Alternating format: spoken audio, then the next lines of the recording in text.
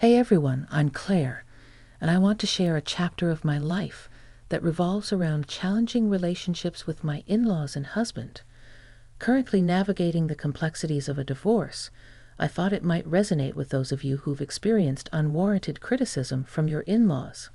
Let me take you back to how it all began. I met Zane, my now estranged husband, on a dating site when I was a 19-year-old college student. Zane, at 25, had a stable job despite the age gap. Love blossomed between us. I've never been one to judge based on age or appearance, so Zane's age was never a concern for me. However, Zane struggled with our age difference. He often questioned, "Why are you with me, Claire? I don't understand. I'm so much older than you. You could find someone your own age who's better suited for you." Yes, I could, but I don't want to. I fell in love with you, and age doesn't matter to me, I reassured him. Despite my assurances, Zane struggled to believe me, revealing deep-seated self-esteem issues that may have contributed to his single status. Determined to prove the authenticity of my feelings, I embarked on the journey to demonstrate the depth of my love for him. Throughout our entire relationship, I refrained from letting Zane spend money on me. While I wasn't a broke college student, I wasn't rolling in wealth either. Despite my financial constraints, I made sure to buy him gifts and cover my own expenses. Each time, I held a modest job, so I wasn't destitute. Zane seemed to appreciate these gestures. Regrettably, Zane's low self-esteem persisted, and he continued to doubt the authenticity of my love, despite my best efforts to be supportive and understanding. His mistrust shattered my heart. It wasn't until the first 2 years had passed that I discovered the root of Zane's self-esteem issues. Meeting his parents, Michael and Molly, shed light on his struggles. Michael, Zane's father, had experienced a stroke of luck, winning the lottery and dramatically improving their lives. They purchased an extravagant house and secured their future with the remaining funds. However, Michael and Molly carried an air of superiority during our initial encounter. Michael boasted, "Not everyone can make it big like me. I was a hard-working man, and look where it got me. Do you know how uncommon it is to win a huge lottery? The chances are very low, but I did it on the first try." They took pride in their decision-making skills, insinuating that Zane, despite completing college, would never match their financial success. Molly hinted that Zane's previous partners were gold diggers, leaving as soon as their financial situation improved. The couple openly questioned Zane's ability to make sound choices. This attitude infuriated me. Zane's parents indirectly accused every girl he dated of being interested only in his money. Over time, Zane internalized these beliefs, contributing to his insecurities. The continuation that I too was a gold digger became a humiliating part of the narrative.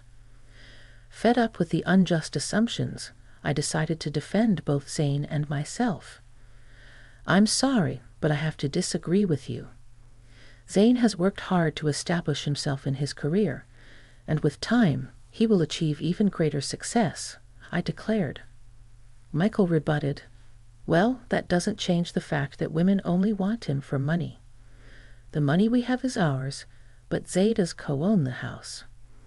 Ultimately, it will be his when we pass. Let me tell you, every time they see our $200,000 house, I swear these girls see dollar signs in their eyes. I can't vouch for Zane's past relationships, but I'm certainly not in this for the money. I love your son, and that's the reason we're together." "I have no interest in your house," I asserted. "Don't worry, Claire. Sometimes it's challenging to accept that people can be successful and live in nice houses. You live in a small rented apartment with roommates. After spending time around our house, you might start desiring it too. It's just a matter of time," Molly remarked. Michael and Molly's comments were pushing my anger to the brink. I was on the verge of exploding. Zane heard it all but chose not to respond or defend himself, steering the conversation in a different direction. His nonchalant attitude surprised me. On our way home, I decided to address it with him. Zane, your parents are being unkind. They're insulting both of us. Why didn't you speak up? What did you expect me to say, Claire? I can't be certain they're entirely wrong. Women in the past have used me to try and benefit from my parents' wealth. They made grand plans involving the house and how it would be ours once my parents passed away. Even if they were gold diggers, that doesn't mean I am one too. You stayed silent when your family insulted me as well. You know my family is well off now. There's a chance they're right about everything. I'm not saying you had bad intentions, but I can understand why it might seem questionable. You don't have parents, so you rely on my inheritance alone. What you're suggesting is absurd. Say, I've never pressured you to spend money on me. And just because I don't have an inheritance doesn't give you the right to label me a gold digger. Zane remained unwilling to acknowledge my concerns, insisting that he loved me and the reasons behind it didn't matter. He shrugged off the need for further discussion. While some might have found solace in such assurances, I couldn't accept the thought of him harboring negative beliefs about me. I attempted numerous conversations, hoping to make him understand my perspective. I even suggested therapy, recognizing its potential benefits for him. However, he adamantly claimed there was nothing wrong, causing me to eventually abandon the effort. As time passed, I distanced myself from his family. We became engaged shortly after my college graduation, and although my job paid decently, I started saving to contribute to our wedding expenses. We split the costs evenly and got married when I was 22. However, the subsequent 3 years turned into a tumultuous period of my life. Zane frequently visited his parents, returning home in a sour mood each time. I knew Michael and Molly were still taunting him and branding me as a gold digger. Despite my pleas for Zane to limit contact with them, he continued to engage with his parents. Their words poisoned his perception of our relationship, convincing him that no one could genuinely love him. Even after years of love and care, Zane remained suspicious of me. The burden of constantly proving myself became increasingly draining. However, the breaking point arrived on Zane's birthday. In line with his preference for small celebrations, we had a quiet cake party at home. I presented him with the expensive watch he had desired. Zane was elated with the gift, but my joy waned when he suggested visiting his parents to showcase it. Despite my reluctance, I accompanied him at his insistence. Upon reaching their house, Zane eagerly displayed the watch to Molly and Michael. "Mom, Dad, look at this beautiful watch Claire gave me. I've been wanting it for a while now. Isn't it gorgeous? Oh, did she know, Zane? It seems she does love you after all. We were quite concerned for a while there." "Don't get carried away, Michael. She's a gold digger. She married our son because we own a $200,000 house. Let's not forget the facts." "Yeah, you're right. I almost forgot that the house is the only reason Claire married Zane." "Excuse me? Why do you think I married your son for your house?" "Well, you were just living in an apartment after working for 4 years. Besides, Zane is so much older than you. Why would you marry him unless you want something from him? I'm sure our house was always an attraction, if not his money. I married your son because I love him. All your theories about my gold-digging intentions are wrong. Zane knows the truth, and he will tell you that, won't you, Zane?" To my complete surprise, Zane remained silent. I was already feeling uncomfortable with my in-laws' belief that I was a gold digger, but Zane's reaction, or lack thereof, shocked me. He kept his head down and avoided eye contact with me. Feeling perplexed, I decided to push him a bit. "Why are you not saying anything, Zane? Your parents always thought I was a gold digger. How will they know the real me if you don't tell them? Why are you quiet? Tell them they're wrong." I don't know what you want me to say, Claire. I don't know if my parents are off the mark. There might be a possibility that you're after this house. Are you serious right now, Zane? You believe I married you for your assets. He's not wrong to think like that. It's suspicious that you've never considered buying a house. You haven't even discussed it with him. For someone renting a place, owning the house should have been a priority. Yeah, it should be a priority, but you've chosen not to work toward owning a house. Our place is expensive, and you can't afford something like this. Even if you tried, so you decided to marry Zane and settle here. That makes more sense to me. I mean, why would you marry me, Claire? You might have feelings for me, but I think there's more to it than just love. I found myself speechless after this exchange. All the love I had for Zane seemed to have been reduced to nothing. At the end of the day, my in-law, and even my husband, viewed me as a gold digger. While my in-law's reaction bothered me, it was Zane's response that devastated me. In that moment, I made a decision. I wanted a divorce. I didn't immediately disclose my decision to them. I waited for the right time. So when Zane and I returned to our place, I contacted a lawyer and initiated the divorce process. The lawyer assured me that the papers would be ready within a week. In the meantime, I opted to stay in a separate room. Zane assumed I was just letting off steam and had no idea of what was coming. When the divorce papers finally arrived at my parents' house, I packed my bags and left. When Zane called me in a panic, I instructed him to come to an address and bring my in-laws along. Despite his confusion, he agreed. Upon their arrival, I was waiting on the porch. They looked taken aback by the house. I said, "You must be wondering why I brought you here. It's a beautiful house, isn't it? No one can compare their house to this. It costs around $2 million in today's market. Pretty expensive, but worth the money. There's also furniture with an added value of millions. What is this place, Claire? I don't know why you have access to such a house. Why don't you guys come in so that we can talk? I can't tell you everything on my porch." "What do you mean by your porch?" I brushed off their astonishment and walked inside. They trailed behind, even more impressed by the opulence within. The owners of the house had spared no expense. As we settled down, I took a deep breath and addressed them. "I've reached a decision, and that's why you're here. I filed for divorce. Here are the papers. We can proceed with an uncontested divorce if you agree." "What? I don't understand. Why are you filing for divorce?" Zane's voice held a mixture of confusion and concern. "Because you and your parents believe I'm a gold digger. You think I'm after your house, right? Despite my assurances, you refuse to listen. So I'll spare you from my gold-digging self and divorcing.